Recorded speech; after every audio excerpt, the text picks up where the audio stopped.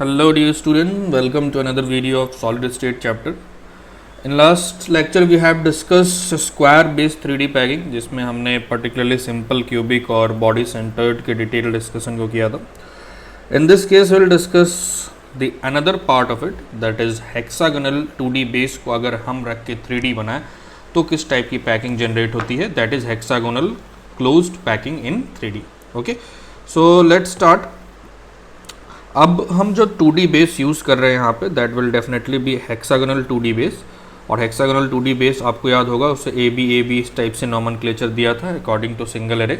तो ये एक हेक्सागोनल 2D बेस है जिसमें ये ए है, ये थोड़ा सा अंदर वॉइड में डाल दिया तो बी ए अगेन रिपीट हो रहा है. तो ये पूरा का पूरा इंटायर एक 2D बेस की तरह काम करेगा जिसमें आपको हेक्सागोनल यूनिट सेल मिल रहा था अपने को. तो जब हम प्लेस करेंगे इस टाइप के 2D layers over this 2D layer to make it 3D, तो हमारे पास दो पॉसिबिलिटी निकल के आएंगी जो हमें एक्चुअली पढ़ना है. First one will be HCP hexagonal close packing, HCP unit sale generate होकर मिलेगा. And second one will be cubic close packing CCP जिसके अंदर FCC यूनिट सेल होगा, वो भी हम देखेंगे. ठीक है, तो पर्टिकुलरली हम इस वीडियो में hexagonal close packing unit cell के डिटेल डिस्कशन को करने वाले. तो चलिए स्टार्ट करते हैं. सो अब हम क्या करने वाले हैं, 2D सिंगल लेयर तो हमें पता ही है. Now we are placing over the 2D hexagonal layer so that हम 3D बना पाए. तो देखो अब मैं आपको इस फिगर पे आ जाइए. इस फिगर में आपको दो टाइप के सर्कुलर अरेंजमेंट दिख रहे हैं जिसमें ये जो पहला ऊपर वाला है जो डार्क है, डार्क को आप कंसिडर करिए कि ये लोअर लेयर है, ये लोअर लेयर है. ठीक है, और ये जो डैश डैश सा है ये उसके ऊपर रखा हुआ अपर लेयर है. ठीक है, तो अब मैं आपको दिखाने की कोशिश करता हूँ कि एक्चुअली रखा कैसे. तो पहले आप इमेजिन करिए जस्ट लोअर लेयर. ठीक है, ये लोअर लेयर के प्लेस करने के बाद कुछ कुछ जगह बीच बीच में खाली रही. जैसे देखिए यहाँ यहाँ यहाँ यहाँ ये सब वैकेंट जगह है, ये देखिए यहाँ पे. तो ये सब वैकेंट जगह दिख रहे हैं अपने को जो ए से मेंशन्ड है, आप देख पा रहे हैं यहाँ पे. तो फर्स्ट लेयर प्लेस करने के बाद हमारे पास कुछ कुछ वैकेंसी क्रिएट हुई. अब जो सेकेंड लेयर हम प्लेस कर रहे हैं we are trying to cover those vacancy, हम उस वॉइड्स को कवर करना चाह रहे हैं by this upper dotted layer. ठीक है, तो जब हम ऐसा कर पाते हैं तो ऐसा देखते हैं कि all void of first seat can not be occupied by the sphere of second, because सब सेम साइज के स्फीयर है तो स्फीयर से तो एंटायर स्पेस कवर होगा नहीं. तो around 50% of the total void he occupy हो पा रहा है. तो 50% हो पा रहा है, इसको कैसे देखें. तो देखिए यहाँ पे जो ए आपको दिख रहा है ये ये तो वैसे वॉइड्स हैं जो डॉटेड लेयर है उसको प्लेस करने के बाद नए निकले हैं. बी वैसे वॉइड्स हैं, बी आपको दिख रहे हैं जो पूरी तरह से कवर नहीं हो पाए डॉटेड लाइन से. ठीक है, और कुछ कुछ पार्ट जो है डॉटेड लाइन से कवर हो पाए हैं. ठीक है, तो आप ऐसा मानेंगे 50% कवर हुए हैं, 50% कवर नहीं हुए हैं.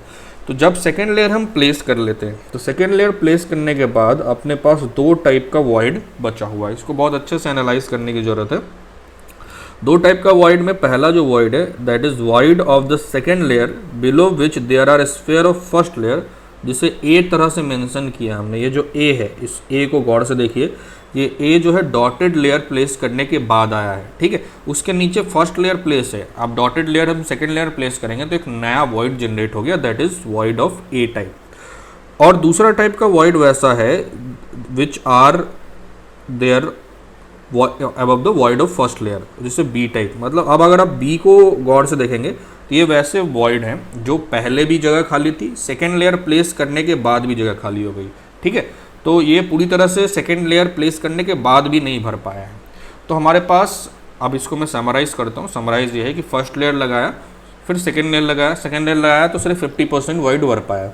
ठीक है, अब सेकेंड लेयर लगाने के बाद दो टाइप के वॉइड्स दिख रहे हैं अपने पास. वॉइड मतलब खाली स्पेस, जिसमें पहला जो वॉइड है वो वैसा वॉइड है जो सेकेंड लेयर प्लेस करने के बाद आया है क्योंकि उसके नीचे ए फर्स्ट लेयर के एटम्स हैं. ठीक है, जबकि जो बी टाइप का वॉइड है वो वैसा वॉइड है जो पहले भी था वॉइड, सेकेंड लेयर प्लेस करने के बाद भी कुछ पार्ट उसका भरा है, वो पूरी तरह से भर नहीं पाया है. ठीक है, तो ऐसा दो टाइप का वॉइड है जो आपको फिगर में ए और बी के नाम से दिख भी रहा है. तो अब सेकेंड लेयर प्लेस कर दिया हमने, तो अब हमें थर्ड लेयर प्लेस करना. देखिए सिंगल लेयर ये था, सेकेंड लेयर हमने यहाँ पे ब्लू कलर से प्लेस किया हमने. वॉइड में, तो स्टिल आपको देखो यहाँ जो सी सी सी है ये कुछ कुछ खाली जगह दिख रहा है, कुछ कुछ भरे हैं, कुछ कुछ दिख रहे हैं। अब थर्ड लेयर जो हम प्लेस करेंगे वो थर्ड लेयर प्लेस करने के दो तरीके हैं। थर्ड लेयर अगर हम बिल्कुल वैसा प्लेस करें जैसा फर्स्ट लेयर था, मतलब ए को बिल्कुल रेप्लिकेट करे ऊपर, तो वो HCP बनाता है। और अगर बिल्कुल ही अलग टाइप का लेयर प्लेस करें जिसको सी नाम दिया तो वो CCP बनाता है। इसको और अच्छे से देख सकते हैं हम ऐसे कि AB type packing 3D layer HCP बनाता है। ये तब होगा जब पहला लेयर A, दूसरा B और तीसरा फिर से पहला लेयर हो जाएगा A। ये कब बनेगा? जब A टाइप के वॉइड्स कवर होंगे, A टाइप का वॉइड्स जो मैंने आपको ऊपर दिखाया था। और फिर ABC टाइप 3D पैकिंग है, ये तब बनेगा जब पहला अलग लेयर है, दूसरा अलग लेयर, तीसरा अलग लेयर है, फिर चौथे से रिपीट हो रहा है। ये B टाइप के वॉइड को कवर करने पे बनेगा। ठीक है, इसको आप और अच्छे से विजुअलाइज पिक्चर से कर सकते हैं। तो दो टाइप का वॉइड कवर करने से दो टाइप का लैटिस जनरेट हो रहा है, पहला हेक्सागोनल क्लोज पैकिंग और दूसरा CCP। अभी हम HCP या हेक्सागोनल क्लोज पैकिंग को डिस्कस करेंगे, जो AB टाइप पैकिंग भी कह सकते हैं हम इन 3 डायमेंशन 3D। ठीक है, तो आप देखिए इस फिगर से अपने को समझ में आ रहा है कि A हेक्सागोनल लेयर, B जो है इसके वॉइड में डाला और फिर से A जो है रिपीट हो गया। इन सबको अगर हम कंबाइन करके देखें तो ये एक हेक्सागोनल सीट टाइप का अरेंज होके आएगा और इसको 3D में आप देखें तो कुछ इस टाइप से चीज़ें अपने को दिखेंगी। ठीक है, तो आपको ये पिक्चर से आपको एक हेक्सागोनल पिक्चर क्लियर हो रहा होगा, which is actually AB type packing. ये तब बना है जब आपने A टाइप के वॉइड्स कवर किए हैं और इसमें third layer is similar to first layer. अब चलिए इस पे और डिस्कशन करते हैं। ये काफ़ी इंपॉर्टेंट पॉइंट है क्योंकि ये जो पार्ट है इस पे IIT ने पूरा का पूरा कॉम्प्रिहेंशन पूछ रखा है और रेगुलर बेसिस पे इससे क्वेश्चन पूछे जाते हैं। तो देखिए A फिर B वॉइड में डाला, फिर A आ गया, तो इसमें B वाले में देखेंगे कुछ पार्ट एक्चुअली इसके बाहर निकला हुआ है। तो 3 एटम ही है जो पूरी तरह से अंदर बैठते हैं, ऊपर से ऐसा दिखता है। और इसको ज़्यादा अच्छे से समझने के लिए अब हमने सिंपल लाइन डायग्राम इसका यहाँ पे बना रखा है, जिसमें देखिए एक हेक्सागन है जिसमें हर एक कॉर्नर पे एक एक आपको एटम दिख रहे हैं। तो एक हेक्सागन बन गया ऊपर लेयर, नीचे भी एक हेक्सागनल लेयर है, फेस सेंटर पे एक एटम है। ठीक है, क्योंकि आप देख पा रहे हैं कि यहाँ पे देखो ये कॉर्नर 2 3 4 5 6 और एक ये फेस सेंटर वाला। तो इसी तरह अगर नीचे भी मिलेगा तो नीचे भी ऐसा ही है और बीच में तीनों के 3 एटम है। ठीक है, अब एक्चुअली ये दोनों टच कर रहे हैं, आप इस फिगर में देखिए ये टच कर रहे होंगे। तो ये एक्चुअली चीज़ें कुछ इस टाइप से रही होंगी। तो अगर साइड लेंथ को हमने A माना है तो A = 2R हो जाएगा। इस हाइट को कुछ H मान लेते हैं। ठीक है, तो सबसे पहला कैलकुलेशन हमें करना है Z, that is number of atom per unit cell. तो अब आप गौर से देखिए यहाँ पे 3 टाइप के एटम हैं। एक्चुअली 3 टाइप के एटम कैसे हैं वो मैं आपको दिखाता हूँ। सबसे पहला एटम जो है ये कॉर्नर वाला एटम है। कॉर्नर वाले एटम कितने? 1 2 3 4 5 6 और 6 नीचे, 12 कॉर्नर वाले एटम है। ये आप मान लो फर्स्ट टाइप का एटम। दूसरा टाइप का एटम जो है वो फेस सेंटर वाला एटम है, एक ऊपर फेस सेंटर और एक नीचे फेस सेंटर। और तीसरा टाइप का एटम है जो पूरी तरह से अंदर है। ठीक है, अब हम इनके कंट्रीब्यूशन समझते हैं। सबसे पहले तीसरा टाइप का एटम का कंट्रीब्यूशन 1 होगा क्योंकि ये पूरी तरह से अंदर है। फेस सेंटर का कंट्रीब्यूशन 1/2 होगा। आपको पता है हर एक फेस सेंटर का कंट्रीब्यूशन 1/2 होता है, आधा अंदर होता है आधा बाहर होता है। और अब कॉर्नर वाले को कंट्रीब्यूशन को देखना है। देखिए क्यूबिक वाइड में हमने क्यूबिक जब भी अरेंजमेंट होता था उसके कॉर्नर का कंट्रीब्यूशन 1/8 होता था क्योंकि उसके कॉर्नर को कवर करने के लिए 8 वैसे यूनिट सेल लगते थे, जबकि हेक्सागन में उस कॉर्नर को कवर करने के लिए 6 वैसे यूनिट सेल लगेंगे। आप इसको देख सकते हैं। अगर मान लो मैं इस कॉर्नर की बात करूँ या इस कॉर्नर की बात करूँ तो आप देखिए इससे एसोसिएटेड कुछ इस टाइप का एक हेक्सागन होगा और इधर भी एक ऐसा हेक्सागन होगा। तो 3 1 2 3 इधर लगे और 3 ऊपर होंगे तो 6 लगेंगे। तो कॉर्नर वाले एटम का कंट्रीब्यूशन 1/6। तो जेड नेट निकालने के लिए Z corner plus Z face centre plus Z जो इनसाइड है उसकी बात करेंगे। कॉर्नर वाले 12 हैं तो 12 × 1/6 कंट्रीब्यूशन, 2 × 1/2 और इनसाइड के लिए 3 × 1 कह सकते हैं। इंटायरली ऐड कर देंगे तो 6 is Z number of atom per unit cell. मतलब 6 एटम जो होंगे जितने वॉल्यूम के होंगे उतना स्पेस ऑक्यूपाई हो रहा है इस यूनिट सेल में बाय दी एटम्स। अब बात कोऑर्डिनेशन नंबर की करते हैं। तो देखो कोऑर्डिनेशन यहाँ पर 3 डिफरेंट टाइप के एटम्स है, तो एनालिसिस किसी को लेके भी किया जा सकता है। मैं आपका एक का एनालिसिस बताता हूँ, बाकी दोनों आप सोचेंगे। तो हम बात कोऑर्डिनेशन नंबर कर रहे हैं let's say face centre atom की। फेस सेंटर को देखिए, इस एटम को गौर से देखिए। इस एटम को ये एटम ये एटम ये एटम ये एटम ये एटम ये एटम में 6 एटम टच करेंगे। देखिए आपको इस फिगर से समझ में आएगा 6 एटम टच कर रहे हैं। नीचे भी ऐसा ही अरेंजमेंट है। तो इसको 6 ऐसे टच कर रहे हैं और देखो ये एटम एक्चुअली इन तीनों के टचिंग में भी है, ये बिल्कुल इसके ऊपर लेयर रखी हुई है, देखिए ये एक्चुअली टचिंग है। तो इस एटम को ये 3 भी टच करेंगे और इसी तरह से यहाँ पे ऊपर में भी होगा, ऊपर में भी 3 एटम होंगे। तो 3 ऊपर 3 6 और 6 12, तो 6 जो है ये कॉर्नर वाले, 3 इनसाइड वाले और 3 ऊपर होंगे। तो कोऑर्डिनेशन नंबर विल बी 12। हमने फेस सेंटर को कंसिडर करके किया, आप कॉर्नर और इनसाइड कंसिडर करके भी ट्राई करिए, इट विल ऑल्सो कम 12। चलिए, तो जेड निकाल लिया हमने, कोऑर्डिनेशन नंबर निकाल लिया। अब एक बड़ा ही इंपॉर्टेंट कैलकुलेशन है जो हमें हेल्प करेगा पैकिंग फ्रैक्शन और पैकिंग एफिशिएंसी निकालने में, that is height and volume of the unit cell. देखो जब भी हम पैकिंग एफिशिएंसी निकालते हैं तो डिनोमिनेटर में जो होगा वो एरिया या volume of unit cell, depending upon वो 2D है या 3D है, वो यूज़ करना होता है।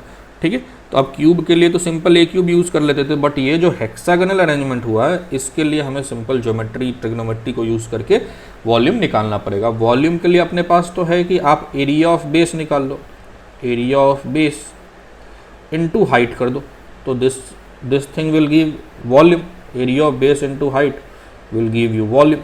ठीक है, एरिया ऑफ बेस निकालना इजी है क्योंकि ये 6 हेक्सागोनल, आप देख सकते हैं हेक्सागन में रेगुलर हेक्सागन है, तो 6 इक्विलेटरल ट्रायंगल है, तो 6 इंटू एरिया ऑफ ट्रायंगल से कर सकते हैं, लेकिन ये हाइट हमें कैलकुलेट करना पड़ेगा। अब इसके कैलकुलेशन को ढंग से समझने की कोशिश करते हैं। तो आप देखिए फिगर आपको समझ में आ रहा होगा, एक रेगुलर हेक्सागोनल 3D अरेंजमेंट का ये फिगर है। ठीक है, अब इसमें मैंने कुछ पॉइंट्स मार्क कर, देखो ये जो एटम है, ये जो एटम जो एक्चुअली हम इसको ब्लैक से कंसिडर कर लेते, तो ब्लैक ही मार्क करता हूँ मैं यहाँ पे। ये एटम और ये एटम, ये तीनों के तीनों बिल्कुल अंदर होते हैं ये एटम। इन तीनों को ज्वाइन करता हुआ ट्रायंगल को हमने यहाँ पे लिया है। अब ये तीनों एक्चुअली टच कर रहे होंगे, ये इन तीनों का अरेंजमेंट कुछ ऐसा रहा होगा, कुछ इस टाइप से। ठीक है, तो ये कुछ इस तरह का ट्रायंगल बन रहा है, तो हर एक side length will be a = 2r, तो हर एक साइड लेंथ देखिए a है यहाँ पे। ठीक है, और ये बीच का जो इनका बिल्कुल सेंट्रॉइड टाइप का मान लो तो ये o माना है हमने यहाँ पे, ये o है। ठीक है, अब हम क्या करना चाह रहे हैं, अब इसको ज्वाइन करने वाला ये जो है x, ये वैल्यू हम निकालना चाह रहे हैं, ये जो इनके, ठीक है, एंगल बाइसेक्टर भी होंगे, वो वैल्यू निकालना चाह रहे हैं, दिस इज x। तो ये निकालना इजी क्योंकि इक्विलेटरल ट्रायंगल तो 60 है, तो एंगल बाइसेक्टर भी 30 हो गया। ठीक है, ये वाला लेंथ a/2 है, तो हम cos 30 = a/2x यूज़ कर सकते हैं सिंपल सा, और इसको यूज़ करके हम x की वैल्यू निकाल लेते, दैट इज a/√3। तो x की वैल्यू निकल के आ गई। ठीक है, अब मैं आपको दिखाता हूँ कि अब आगे हमने क्या किया। देखिए हमें ये हाइट चाहिए c, तो अगर यहाँ से मैं ये नीचे, क्योंकि ये एक दूसरे को टच कर रहे होंगे, ये P पॉइंट माना है हमने, इसके बीच की दूरी निकालूँ तो दिस विल बी c/2। अब ये जो तीनों एटम हैं, ये जो 3 एटम और ये यहाँ पर एक एटम होगा, ये एक्चुअली एकदम टच कर रहे होंगे एक के ऊपर, तो हमें एक ये स्ट्रेट लाइन कंसिडर कर ली हमने O और P को ज्वाइन करता हुआ, और ये स्ट्रेट लाइन हमने यहाँ बना दिया O और P को ज्वाइन करता हुआ। इस हाइट को c/2 कहेंगे। अब ये एटम और ये एटम, ये तो एक्चुअली बिल्कुल ये तीनों के तीनों एटम इससे टच कर रहे होंगे, तो इसका जो साइड लेंथ, ये टच करने के बाद ये वाला जो लेंथ बनेगा ये भी टचिंग होगा, a = 2r, इसलिए ये लेंथ है a। ठीक है, x की वैल्यू हम निकाल चुके हैं, c/2 पाइथागोरस थ्योरम से हम निकाल लेंगे। तो जब हम ये पाइथागोरस थ्योरम लगाते हैं यहाँ पे, ठीक है, तो ये c/2 से c की वैल्यू आती है √2/3 × 4r। अब वॉल्यूम ऑफ हेक्सागन निकालना आसान है, मैं कहूँगा आप ये वैल्यू याद कर लीजिए क्योंकि हाइट भी पूछा गया है। वॉल्यूम ऑफ हेक्सागन निकालना आसान है, this is area of base into height. Area of base is 6 × area of equilateral triangle, that is √3/4 × side square, side a है यहाँ पे। ठीक है, इनटू हाइट की वैल्यू हम पुट कर देंगे, हाइट की वैल्यू जो हम इनटू c है, c की वैल्यू हम पुट कर देंगे, दैट इज √2/3 4r, ऐसे करके हम वैल्यू निकाल लेंगे। और जब आप इसको सॉल्व करते हैं तो ये वैल्यू निकल के आती है 24√2r³। ये वैल्यू भी मैं आपको कहूँगा आप याद रख लीजिए। तो volume of unit cell in term of r आ गया 24√2r³। अब बात आती है पैकिंग एफिशिएंसी वगैरह निकालने की। तो पैकिंग एफिशिएंसी हमें पता है पैकिंग फ्रैक्शन इनटू 100 होता है। Packing fraction is volume of the atom in unit cell divided by volume of unit cell, जिसे हम z into volume of one atom upon volume of hexagonal unit cell लिखेंगे। z यहाँ पे 6 आया है, ये हम कैलकुलेट कर चुके हैं। वॉल्यूम ऑफ एटम की जगह 4/3 πr³ यूज़ कर रहे हैं, और वॉल्यूम ऑफ हेक्सागन की जगह 24√2r³ भी हमने कैलकुलेट कर लिया है। तो ये वैल्यू हम पुट कर देते हैं, सॉल्व करते हैं, ये 5π/3√2 आता है, दैट इज 0.74। पैकिंग एफिशिएंसी 100 से मल्टीप्लाई कर दिया, पैकिंग फ्रैक्शन 74%। तो इट इज़ मच बेटर, देख रहे हैं आप, मच बेटर पैकिंग है इसके अंदर, क्योंकि बाकियों के कंपैरिजन में ज़्यादा पैकिंग एफिशिएंसी है, तो एक बहुत ही अच्छा पैकिंग कंसिडर किया जाता है, स्ट्रॉन्ग कह सकते हैं आप इसको। ठीक है, तो ये पैकिंग फ्रैक्शन और पैकिंग एफिशिएंसी की बात हो गई। अगर अपने को डेंसिटी निकालना हो तो डेंसिटी निकालने के लिए अपने को पता है, हमने ये रिलेशन डिराइव भी किया है, it is Z into molar mass upon N into volume of unit cell. Z 6 है, molar mass, volume of HCP 24/2 r³ put कर देंगे, इंटू एन, ये सॉल्व कर लेंगे, जेड की वैल्यू निकल के, डेंसिटी की वैल्यू निकल के आ जाएगी। ठीक है, तो इस तरह से हम डेंसिटी का कैलकुलेशन करते हैं। तो ये सारा कैलकुलेशन हेक्सागोनल क्लोज पैकिंग के लिए, जिसमें से आपको कुछ भी पूछा जा सकता है। जेड भी इंपॉर्टेंट है, that is number of atom per unit cell. Coordination number भी काफ़ी इंपॉर्टेंट है। उसके बाद आपका entire volume calculation, height calculation important है। फिर पैकिंग फ्रैक्शन की वैल्यू भी इंपॉर्टेंट है। ठीक है, तो ये सारी चीज़ों से एसोसिएटेड क्वेश्चंस आप डायरेक्टली एग्जाम में आप देख सकते हैं। आप प्रैक्टिस करिए और क्वेश्चन, और आपको और सारी चीज़ें धीरे धीरे ईजिली सॉल्व होना स्टार्ट हो जाएंगी। नेक्स्ट लेक्चर में will discuss about CCP, that is another part of this hexagonal base, जिससे आप FCC टाइप का यूनिट सेल जनरेट होता है, वो भी काफ़ी इंटरेस्टिंग है, उसमें भी हमें काफ़ी मजा आएगा। ठीक है, चलिए क्वेश्चन प्रैक्टिस करना स्टार्ट कर दीजिए। Thank you very much, all the best.